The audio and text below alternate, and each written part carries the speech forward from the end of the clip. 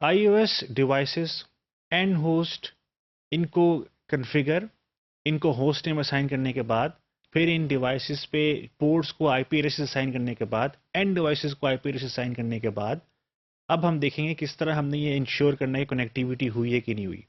Verify करना है हमने कि जो हमने आईपी असाइन किया क्या उससे हम उसको हम वो रीचेबल बना रहे हैं इस डिवाइस को कि नहीं बना रहा।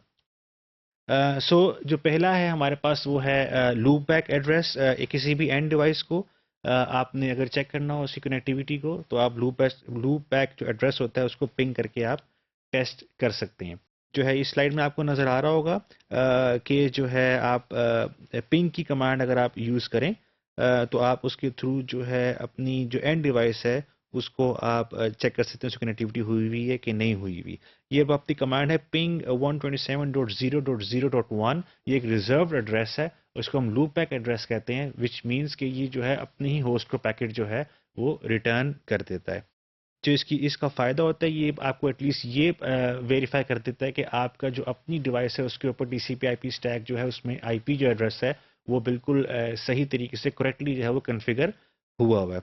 और फिर ये आपको एक जो है ना सीक्वेंस ऑफ जो है पैकेट्स भेजता है, स्मॉल पैकेट्स भेजता है, और उससे पता कराता है कि ये पैकेट्स अगर रीच हो रहे हैं दूसरे एंड के ऊपर तो आपकी जो कनेक्टिविटी है वो वेरीफाई हो रही है। तो ये एक पिन की कमांड है, और आगे जो उसमें जो कीवर्ड या आर्गुमेंट दिया था वो हमने उसका लूप बैक एड्रेस दिया था।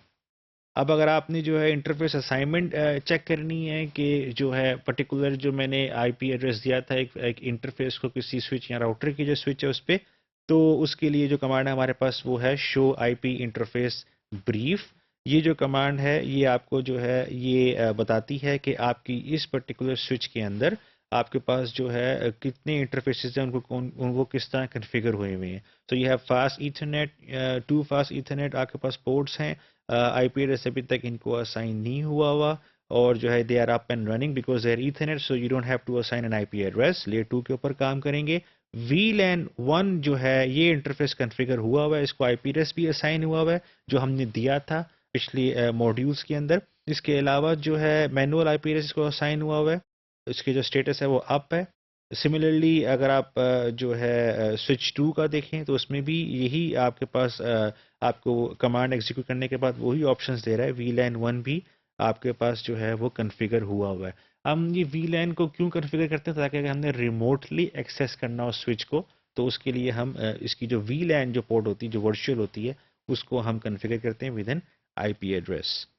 सिमिलरली जो है अगर जो है आपने end to end connectivity verify करनी हो, so you just have to use the ping command. Ping command के बाद आप आर्गुमेंट में आईपी एड्रेस देते हैं उस मशीन का जिस मशीन की रीचेबिलिटी या कनेक्टिविटी को आप वेरीफाई करना चाह रहे हो। सो अगर तो इस जो आईपी एड्रेस है इस मशीन का जो है सही कन्फिगर हुआ होगा तो ये जो पैकेट्स जो जा रहे हैं उसका रिप्लाई आपको बिल्कुल करेक्टली आ रहा होगा, विच बेसिकली इंश्योर्स कि जो लिंक है जो कनेक्टिविटी है वो इस वक्त अप है और लाइव है और वेरीफाइड है। तो हमने इस मॉड्यूल के अंदर देखा कि इस तरह आप लूप बैक जो एड्रेस होता है जो आपका जो आपकी जो फिजिकल जो वर्चुअल पोर्ट्स होती हैं स्विच की, और इसके अलावा जो एंड डिवाइसेस होती हैं उसकी कनेक्टिविटी आप किस तरह वेरीफाई कर सकते हैं with the help of ping command, या जो दूसरी शो जो है कमांड जो थी जो हमने देखी थी वो आप उसको यूज़ करके पता करा सकते हैं।